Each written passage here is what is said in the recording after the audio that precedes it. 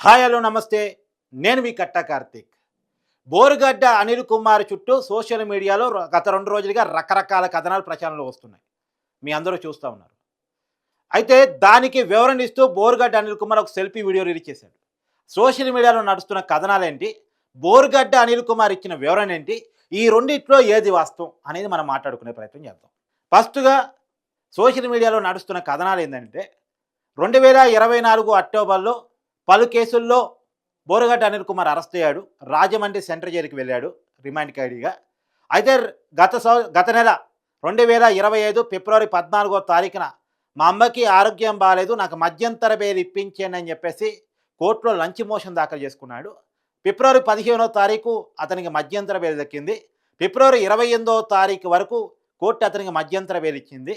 ఫిబ్రవరి 28వ తారీఖు సాయంత్రం 5 గంటల లోపు మళ్ళా తిరిగి రాజమండ్రి సెంట్రల్ జైల్లో లొంగిపోవాలని కోర్టు చెప్పింది. అయితే బెయిల్ రావటం కష్టమయ్యే కేసుల్లో తనకి ఆరోగ్యం బాలేకపోయినా, తన కుటుంబంలో ఎవరికి ఆరోగ్యం బాలేకపోయినా ఆ కారణాన్ని కోర్టులో గనక చూపించి మధ్యంతర బెయిల్ పొందే అవకాశం ప్రతి నిందితుడికి ఉంటుంది. అలానే బోరుగడ్డ అనిల్ కుమార్ కోర్టులో తన లంచ్ మోషన్ దాఖలు చేసుకున్నాడు. ఆ మేరకు అతనికి మధ్యంతర బెయిల్ దక్కింది ఫిబ్రవరి 28వ తారీఖు వరకు. ఫిబ్రవరి 28వ తారీఖు సాయంత్రం 5 గంటల లోపు లొంగిపోయాడు కూడా. అయితే వెరీ నెక్స్ట్ డే మార్చి 1వ తారీఖున తనకిచ్చినటువంటి మధ్యంతర బెయిల్ ఎక్స్టెండ్ చేయాలి. ఎందుకంటే మా అమ్మకి ఆరోగ్యం ఇంకా బాగలేదు, నేను గుంటూరు లలిత హాస్పిటల్లో చూపించాను, చూపిస్తే వాళ్ళు చెన్నై అపోలోకి రిఫర్ చేశారు అని చెప్పేసి మళ్ళా రాఘవ శర్మ గారి కార్డియాలజిస్ట్ పేరుతో సర్టిఫికేట్ సబ్మిట్ చేశాడు. దాన్ని పరిగణలో తీసుకున్న కోర్టు అతనికి మధ్యంతర బెయిల్ మార్చి 11 వరకు ఎక్స్టెండ్ చేసింది అనేటువంటిది. అయితే అతను పెట్టినటువంటి సర్టిఫికేట్ ఏదైతే ఉందో రాఘవ శర్మ గారు లలిత హాస్పిటల్ సర్టిఫికేట్ ఏదైతే ఉందో అది ఫేకు, అసలు లలిత హాస్పిటల్ వాళ్ళ అమ్మ అడ్మిటే కాలేదు అని చెప్పేసి ఒక వెర్షన్లో సోషల్ మీడియాలో కథనాలు ప్రచారం అయింది.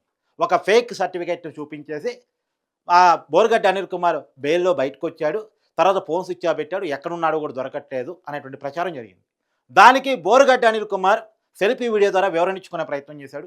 ఇదంతా నా మీద జరుగుతున్న కుట్ర, నేను ఒక దళితుణ్ణి, నాకు చట్టం పట్ల అంబేద్కర్ పట్ల చాలా గౌరవం ఉంది, అంబేద్కర్ వారసుని నేను.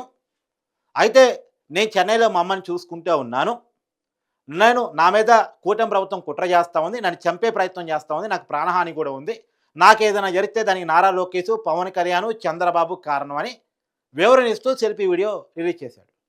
నాకు కోర్టులు అంటే గౌరవం ఉందనే విషయాన్ని కూడా చెప్పే ప్రయత్నం చేశాడు. అయితే ఈ 2 వర్షన్లు మీరు విన్నారు కదా. ఈ 2 వర్షన్లు విన్న తర్వాత కొన్ని క్వశ్చన్స్ వస్తూ ఉన్నాయి బోరుగడ్డ అనిల్ కుమార్ గారు సెల్ఫీ వీడియో చూసిన తర్వాత. అవి ఏంటి అంటే, ఇవాళ బోరుగడ్డ అనిల్ కుమారు దళితుణ్ణి అని చెప్పేసి చెప్పుకునే ప్రయత్నం చేస్తున్నారు. మరి ఇవాళ దళితులు అని చెప్పుకునేటువంటి బోరుగడ్డ అనిల్ కుమార్ గారు వైసీపీ పరిపాలనా కాలంలో దళితుల మీద దాడులు జరుగుతున్నప్పుడు, అమరావతి దళిత రైతుల మీద వైసీపీ ప్రభుత్వం దాష్టికానికి పాల్పడ్డప్పుడు కానీ, డాక్టర్ సుధాకర్ మీద వైసీపీ నాయకులు దాడి చేస్తున్నప్పుడు కానీ, దళిత కారు డ్రైవర్ అయినటువంటి సుబ్రహ్మణ్యాన్ని వైసీపీ ఎమ్మెల్సీ అనంతబాబు చంపి డోరడోరు చేసినప్పుడు కానీ ఎందుకని మాట్లాడలేదు?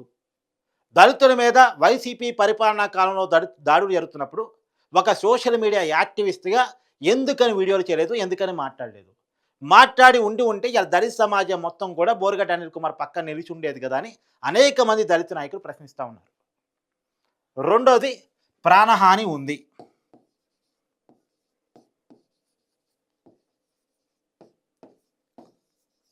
బోరుగడ్డ అనిల్ కుమార్ ప్రధానంగా చెప్తుంది, నాకు ప్రాణహాని ఉంది, దానికి నాకేదైనా జరిగితే దానికి కారణం చంద్రబాబు, లోకేష్, పవన్ కళ్యాణ్ అని చెప్తున్నాడు. నిజానికి ఇవాళ ప్రాణహాని ఉంది అని చెప్తున్నటువంటి బోరుగడ్డ అనిల్ కుమార్ చంద్రబాబు నాయుడిని చంపేస్తా అని చెప్పేసి చేసిన వీడియోలు లేవా? పవన్ కళ్యాణ్ బెదిరిస్తూ చేసిన వీడియోలు లేవా? వాళ్ళ కుటుంబ సభ్యులను బెదిరిస్తూ చేసిన వీడియోలు లేవా? నారా లోకేష్ను వెక్కిరిస్తూ చేసిన వీడియోలు లేవా? సరే, అయినప్పటికీ కూడా ప్రాణహాని తను పెట్టకూడదు. కానీ ఇవాళ ప్రాణహాని వీళ్ళ నుంచే ఉందని ఎందుకు అనుకోవాలి? జగన్ నుంచి లేదని ఎందుకు అనుకోకూడదు? అసలు జగనే ఈ వీడియో చేపించాడని ఎందుకు అనుకోకూడదు? జగన్ దేవుడని ఈ వీడియోలో చెప్పాడు. జగనే భయపెట్టి వీడియో ఏమైనా చేపించాడేమో, అవి ఎందుకు అనుకోకూడదు? దానికి బోరుగడ్డ అనిల్ కుమార్ సమాధానం చెప్పాలి.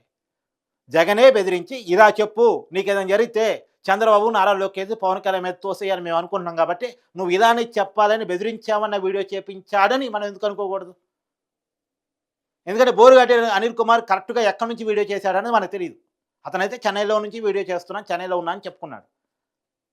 అయితే ఇక్కడే బేసిక్ క్వెషన్ ఏందంటే, చెన్నైలో ఉంటే పోలీసులకి సమాచారం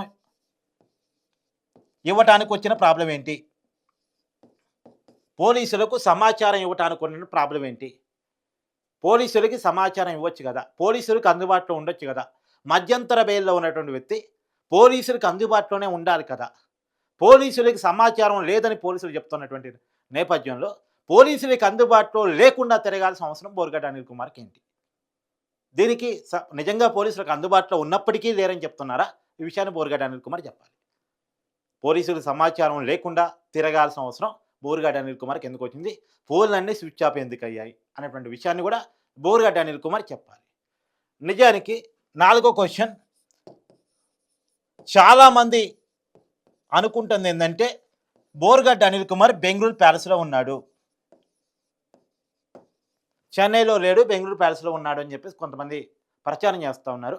లేదు, నేను బెంగుళూరు ప్యాలెస్‌లో లేను, చెన్నైలోనే ఉండి మా అమ్మని చూసుకుంటున్నాను అని చెప్పుకునే ప్రయత్నం, చెన్నైలో ఉన్నాను, మా అమ్మని చూసుకుంటున్నాను అని చెప్పి బోరుగడ్డ అనిల్ కుమార్ చెప్పాడు. కానీ అదే నిజం అని చెప్పడానికి పోలీసులకి నియర్ బై గనక అందుబాటులో ఉండుంటే ఖచ్చితంగా సమాధానం దొరుకుండేది. కానీ పోలీసులకి సమాచారం లేకపోవటం వల్ల రకరకాల అనుమానాలు వస్తున్నాయి. బెంగుళూరు ప్యాలెస్‌లో ఉన్నాడేమో, బెంగుళూరు ప్యాలెస్ నుంచి వీడియో రిలీజ్ చేశాడేమో అనేటువంటి అనుమానాలు కూడా వ్యక్తమవుతా ఉన్నాయి. అయితే వీటన్నిటికీ కూడా బోరుగడ్డ అనిల్ కుమార్ సమాధానం చెప్పాలి, చెప్పి తీరాలి. రెండోది స్ట్రైట్‌గా తను ఫేక్ సర్టిఫికేట్ సబ్మిట్ చేశాడా లేదా అనేటువంటి విషయాన్ని కూడా చెప్పి తీరాలి. ఇతను చెప్పినా సరే రేపు కోర్టులో పోలీసులు చెప్పేది నెగ్గుతుందా, లేదా బోరుగడ్డ అనిల్ కుమార్ చెప్పేది నెగ్గుతుందా అనేటువంటి చూడాల్సింది. ఒకవేళ పోలీసులు చెప్పేది గనక నెగ్గితే మళ్ళా కొత్త కేసులు బోరుగడ్డ అనిల్ కుమార్ మీద నమోదయ్యే అవకాశం ఉంటుంది. మరో కొత్త కేసులు కూడా ఫోర్జరీ, చీటింగ్, తర్వాత కోర్టును తప్పుదోవ పట్టించడం, ఇలాంటి కేసులు కూడా బోరుగడ్డ అనిల్ కుమార్ మీద నమోదయ్యే కేసులు ఉంటుంది. ఇది రాబోయే కాలంలో ఖచ్చితంగా బోరుగడ్డ అనిల్ కుమార్ యొక్క బెయిల్‌ని కాంప్లికేట్ చేస్తుంది. ఇది చట్ట ప్రకారం జరిగేటువంటి ప్రక్రియ. మరి ఒకవేళ బోరుగడ్డ అనిల్ కుమార్ చూపించిన సర్టిఫికేట్స్ అన్ని నిజమే, వాళ్ళ అమ్మ అనారోగ్యంలో ఉన్నది నిజమే అని తెలిస్తే అది కొంత బోరుగడ్డ అనిల్ కుమార్‌కు ఉపశమనం. కానీ అలా తేలకపోతే అది ఫేక్ అని తేలితే మాత్రం ఖచ్చితంగా మళ్ళా బోరుగడ్డ అనిల్ కుమార్‌కి ఇబ్బందికరంగా మారే అవకాశం ఉంటుంది. సో ఏది ఏమైనా ఈ ప్రశ్నలకి సమాధానం చెప్పకుండా, ఎందుకంటే ఇందాక కూడా నేను చెప్పాను, ప్రాణహాని చంద్రబాబు, నారా లోకేష్, పవన్ కళ్యాణ్ కాకుండా జగన్ ఎందుకు అనుకోకూడదని నేను అన్నానంటే, మీరు వివేకానందరెడ్డి కేసులో సాక్షులుగా ఉన్నోళ్ళు వరుసగా చనిపోవటం మీరు చూస్తున్నారు కదా.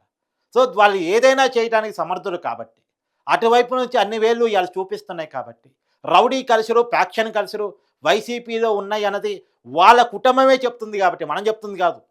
జగన్మోహన్ రెడ్డి నుంచి ప్రాణహాని ఉందని జగన్మోహన్ రెడ్డి గారి చెల్లి షర్మిల, సునీత చెప్తా ఉన్నారు. రెండోది, ఈ వివేకానందరెడ్డి గారి హత్య కేసులో చనిపోతున్నటువంటి వ్యక్తుల వెనకాల ఏదో అదృశ్య శక్తి కావాలని వాళ్ళని ఏదో చేస్తున్నారు అనేటువంటి అనుమానాన్ని డైరెక్ట్గా పోలీసులే వ్యక్తం చేస్తూ ఉన్నారు, ప్రభుత్వమే వ్యక్తం చేస్తూ ఉంది. కాబట్టి రకరకాల అనుమానాలు వ్యక్తం చేస్తూ ఉన్నాయి. అసలు బోరుగడ్డ అనిల్ కుమార్ స్వతంత్రంగా ఈ వీడియో రిలీజ్ చేశాడా, లేదా ఎవరైనా బెదిరించో, చెప్పో, బామాలో, ఇంకేదన్నా చేసో వీడియో రిలీజ్ చేయించారా? ఈ విషయాలన్నీ కూడా పోలీసులకు సమాచారం ఇచ్చి పోలీసులకు ఎప్పటికప్పుడు అందుబాటులో ఉండి కనుక బోరుగడ్డ అనిల్ కుమార్ ఈ వీడియో రిలీజ్ చేస్తుంటే ఇన్ని అనుమానాలు రావు. కానీ పోలీసులకు అందుబాటులో లేకుండా ఉండటం ఫలితంగా ఈ వీడియో మీద అనేక అనుమానాలు వస్తూ ఉన్నాయి. దీనికి బోరుగడ్డ అనిల్ కుమార్ సమాధానం చెప్పాల్సినటువంటి అవసరం అయితే ఉంది.